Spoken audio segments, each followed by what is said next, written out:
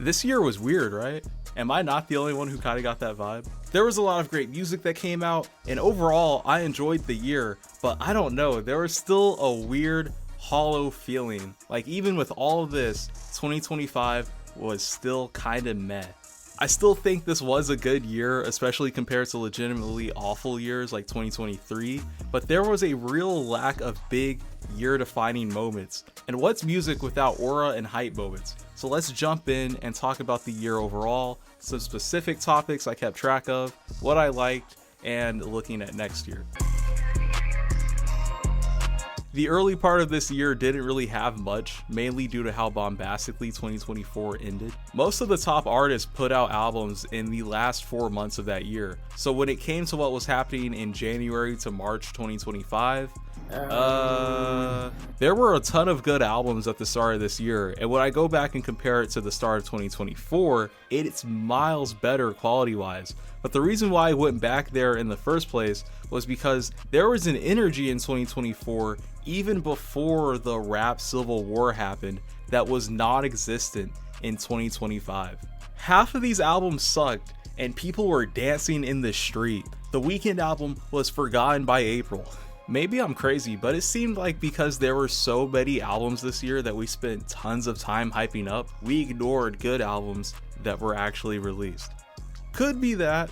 Could also be the state of overconsumption of media and art not being allowed to fully settle with this audience. Music saved this year. Finally, something that made a lasting impact. It's alright. I noticed a lot of people despise music, and I agree, it's not the best Cardi album, but it has some gems on it. They're just buried in the track list. I like this album a lot, but God does it reek of complacency. The 30-song track list I actually don't have a major problem with. It had been 4 years, I'll take whatever. And good music is in the end good music. But when this thing is missorted for no reason, with no explanation, I gotta raise an eyebrow. The whole Travis Scott of Atlanta thing too, like I can't even believe we hit a point where that's a negative thing. Somehow we made it, and this album honestly may as well be Utopia Light, with how there seems to be straight up throwaways on here, either from it or from Jack Boys 2. Uzi mentions both Pink Tape and Narcissist. Remember Narcissist? I remember Narcissist. This one's funny because it's kind of a good verse in my opinion, but why didn't you just ask for a new one? It's so clearly outdated, just get a new verse. Little things like that bothered me with this album, but it's whatever. Just don't make me listen to it in full and we're good. Also from around this time, Kanye did a bunch of stuff. I'm gonna save myself from talking about that. That's a job for a psychiatrist, not for me. This tweet was very funny though, I quite liked that. After music, there was a couple of smaller releases, Saba and Two Hollis, both pretty decent, but the big release before summer hit was More Chaos, and it sure was more chaos. In retrospect, this album was kinda bloated and not all that. Opium had a great but slightly underwhelming run this year, and this was the start of it. But moving on, everything through June was pretty mild. Made in Paris, This Guy, SD Kid, that's not surely gonna blow up or anything. The Carter 6 was released, but July was hands down the best month of this year. Drake drop, Rocky drop, the Clips album, Jack Boys 2, Rest in Bass, Tyler album, Alfredo 2. I forgot how fast this month moved. This was more content in 1 month than most of the whole year, and it was mostly good. The Clips Travis Scott mini beef being a big event from around here as well. Kinda lame in my opinion. Plenty of valid reasons to call out Travis Scott, and they pick something that seems kinda dumb and petty. And the entirety of that album's hype being from calling out other people. I don't know, man. It's a bad look. Let the music speak for itself. Don't drum up a bunch of unrelated stuff to sell an album, even if it's good. Speaking of good though, Jack Boys 2 wasn't. What a way to prove literally everyone against you right. This album sucks and he just doesn't care, which is fine. You know, everybody falls off, but this is like an insulting fall off. He could have made something good, but we got instead. Anyway, August was also pretty decent. Once again though, a lot of these projects were smaller, but still very good. Yeet and Homicide Gang both had good projects. Metro Boomin also dropped. These were all on the same day, by the way. Funny ass lineup. But his album I did really want to touch on. I kind of hated it, but as someone who grew up on this late 2000s Atlanta vibe, I was so happy that someone remembered it happened, let alone decided to make an entire homage to it. It's not something that has aged well, which is why I don't like the album, but I just thought that was cool. Jid and Earl Sweatshirt also came back. Surprisingly different opinions on these two. I thought the Earl album was great, but Jid's album was kinda underwhelming. A lot of high points, don't get me wrong, but I just didn't cling to it the same way I did his other albums. I don't know if I'm the only one who felt like that though. September was kinda disappointing. Lone and Young Thug being the only big drops from that month, and you already know how I feel about UI Scooty, but Broken Hearts 3, I also felt this one kinda grow off me a little bit, but I was still pretty surprised to see it kinda just get completely overlooked by everyone outside of the scene. It wasn't something that I expected to see, and it was at that point when I had thought to myself, is Opium getting stale? Are people slowly starting to get tired of these artists? And personally, I'm not, but when you look at the 2025 Opium discography, yes, it's impressive, and yes, they're the only label doing this, but it's all kind of the same shit we've been hearing since 2023. I'm just saying. And then October to the end of the year, kind of a drought. Not really much going on there. Like, what was our last big album of the year? 21 Savage? Okay. And that's basically everything. What did I really miss? The Atlanta Civil War, both above and underground? Rocky didn't go to jail. That was cool. Don't Be Dumb, January 16th. Overall, it just felt like halfway through the year, everyone gave up. And that kind of leaves the book open. Like, was the year good from everything we got? Or was it bad because of everything we didn't get? I still think it was pretty good, but that's not dramatic enough. So allow me to get into my next chapter. The death of mainstream rap in 2025. Rap sales and charting success kinda slowed down this year, and for some reason, I don't know if it's boredom or genuine concern, but we got dangerously close to 2023 levels of dumbass doom posting. Remember when everyone was screaming the death of rap in 2023, and then Kendrick made like $1 billion a year later? That's how ignorant people in the rap community are. They speculate off of sales numbers and factor in none of the outside circumstances, or I don't know, public opinion, that thing that music popularity is connected to. So my goal for this segment is to kind of better analyze this mini panic and why I don't think it's very legitimate. Full transparency though, I am going to be wrong. This will probably age poorly, but I want for there to be at least like one take on this that cites and brings up real things that could cause rap sales to fall off. It might not hold up, but at least it's valid in current time. Alright, so first point, why is mainstream rap doing bad? Cause it sucks. This year was trash. The biggest rappers that dropped this year, what did they drop? Drake's album was a disappointment.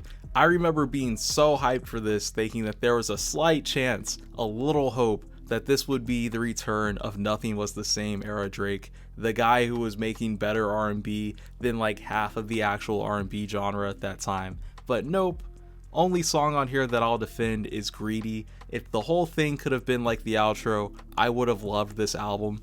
Why doesn't anyone try anymore? And then the album that people actually wanted didn't come out, and it also sounds the exact same as everything he's made since 2018, and literally nobody cares about it. It's so over. More people are in anticipation for the Rocky album at the current moment. Don't flame me for that. I know Drake's still going to sell a quintillion albums, obviously. I'm just saying, more people are excited for A$AP Rocky in 2025 than Drake in 2025. That's a bit odd. And then the rest of the mainstream, man, there's really only like 2 other albums that I like here. Like what, Little Baby, who's the definition of stale, Music which is half bloat and other people's songs, Jack Boys 2 which sounds half finished, Don't Tap the Glass was really the only album for these big players that was interesting and fresh. Doesn't mean I liked it better than some of these albums, but I definitely respect it more than those ones. So circling back to why people aren't liking this music, blam, there. When the Carter 6 turns out to be the Carter 6, you shouldn't be surprised why the entire genre starts to slump. Imagine if like the top people in the NBA scored horribly for an entire season. Would people still be watching basketball? No. That is basically what's happening in rap. The star players are both getting old, but also getting lazy, and the new guys ain't ready yet.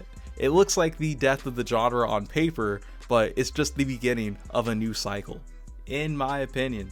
And you could be saying, screw the mainstream. If there are good albums, why aren't they as popular if they're the only good albums that are coming out? Well, for the first time really since like the 2000s, the entire listener base of rap is shattered all over the place. Look back in past years when nearly every mainstream album was like a uniting moment of all these different fan bases. Back then, it felt like most people all listened to generally the same type of albums, and that was always reflected in the performance of those albums.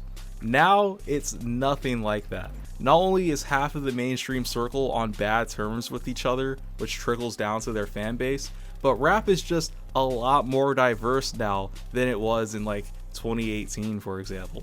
There's more types of rap than ever, and people really just stick to whatever it is that they like. Rap isn't dead, it's just fractured. Music is up tremendously. My top 5 might be some of my favorite albums from the entire decade. Who made it shouldn't really matter. When it comes to clickbait and of course the god-awful Billboard charts, yeah, it looks bad, but believe me, we're chilling. Not enough people step outside of their comfort zones is all. Speaking of stepping out of comfort zones, 1 year ago, that person was me. After I made my 2024 video, I realized that making videos about music while actively skipping an entire budding set of musicians was kinda dumb. So I started paying closer attention to the new generation underground artists this year, and I was pleasantly surprised. 2025 really felt like the explosion year for so many new, exciting, up-and-coming rappers. We've been seeing the Rage style grow and evolve very steadily since Whole Lotta Red came out, and it felt like this was the year it finally broke away from being directly tied to that album and more being its own thing. In fact, even using the term underground at this point doesn't really work. Some of these artists are now more relevant than rappers signed to major labels. And if it was something I had to pick as the defining moment of this year, it would be this. It's such a fun scene to watch. The music isn't for everybody, but I do think a lot of people owe it to themselves to check out at least one artist. It's what I did with Two Hollis, and I haven't been the same ever since. And since we were talking about droughts earlier, man, underground artists drop for fun. Since there's no label to schedule their album's release, they can just drop albums whenever they're ready, which means you both wait less and that artist's sound changes faster as you essentially watch it develop in real time. As a fan of designated eras and all that kind of stuff, this kinda kills that a tad bit, which does suck, but new music more often is something I'm a fan of for now. I can see it turning into a bad thing later that kinda kills the importance of an album, maybe, but so far I like it, so I won't worry about that. Anyway, I guess right now my top 3 would be Shay, Osama-san, and SD, even though SD has 16 million listeners. We're in unprecedented times, man. An underground rapper got 16 million listeners in 6 months. The future is bright. Top 5 rap albums of the year. Here are some honorable mentions. Feel free, by the way, to drop albums in the comments section. I tried my best not to miss much, but there's a chance I skipped an album that I might have enjoyed, so let me know for sure. Number 5, Rest in Bass. This album was getting so much hype on Twitter, I thought there was no way it would live up to it, and it ended up being one of my favorites. It's really hard for me to generalize it because it has some pretty major sound shifts at times, but if you haven't heard it, just do it. That's my main thing about it. The deluxe came out, it's basically a second album, and it's all great. Number 4, music. I feel like this is fair. Music I do really like, but for an album that took 5 years, I think it shows more flaws than it should. It's almost like it was somehow rushed, even with how much music there is in the music era. It's just kinda odd, honestly, but its best songs are very good, even when compared to the holy grail that is Whole Lotta Red. 3, Let God Sort 'Em Out. This was a really good album, all things aside. I'm glad this was able to happen after like the entire industry tried to dump it. Always remember that labels suck. I enjoyed it thoroughly, except for one singular aspect. Pharrell. Don't ask me how, but he ruins nearly every track he sings on. It's a very particular thing to criticize, but I just couldn't see past it. There were legitimately good verses in these songs that I liked, but they were paired with the Despicable Me soundtrack as the hook, and now it sounds goofy. If this album had purely been clips and like half of the features, it probably would have competed for number 1, but as it is, it was pretty good. This album is beautiful, and I didn't even realize how much I liked it until I started making this video. Live Laugh Love is a really calm and hopeful album. It's so positive, you really almost want to cry listening to it. Like, damn, Earl Sweatshirt made this. It also came out at the perfect time for me. This coincidentally dropped right when I started college, and man, this album in that setting was so relaxing. The vibe of a campus can't be beat, and this album really did speak to me when I was there. But what was number 1? Alfredo 2 is so good. I don't know what it was with these more laid back sounding albums, but I was hooked on them this year. For a brief period, I was addicted to going outside, then it got cold. This is the happiest I've been about an album in years. Everything about it is just effortlessly perfect. The album is pure class. The production is incredible. Alk and Freddie have worked together so much they basically know at this point what they need to do on a song together, and this album is them fully executing their vision. You also gotta remember that this is a sequel album. Those don't always work, but they did it. In fact, this stands toe-to-toe with Alfredo 1. I might even prefer it because of the production. I feel like this is kind of a mixed up list. Like, these albums all sound different as hell, but I thought a lot about it, and yeah, that's what I liked this year. And you know what? It was a great year for this genre. Don't care what anyone says, we're living in peak. Alright, so as I wrap up, I did want to talk about, I guess, hopes for 2026 and what I want to see. Honestly, there isn't that much that I think is realistic, personally, but number 1, for God's sake, the return of Baby Keem. It's nearly been 5 years. A solo Travis Scott album that's hopefully good. New Future album, even though he's one of those ones that keeps kind of making the same album. Future, I feel, is a lot better at trying things out than other trap artists though, so I feel if anyone is going to switch up their sound next year, he might. And last but not least, more bass. My goal for this year is to get tinnitus, and I can't do that without loud music. That's it for this one. Happy 2026. I'm sorry this thing is late. It kind of ballooned into being more than I expected it was originally. Turns out I like to yap. Shocker. Follow the socials. I will be back posting more there soon. I just haven't done anything remotely interesting in a minute. As for the channel, I'ma just go straight into 2026. I thought I'd take a little gap, but nah, I'm gonna try to be as consistent as possible, and I think it'll be really fun. I'm really excited for it. So like, subscribe, stay clouded, guys. See ya.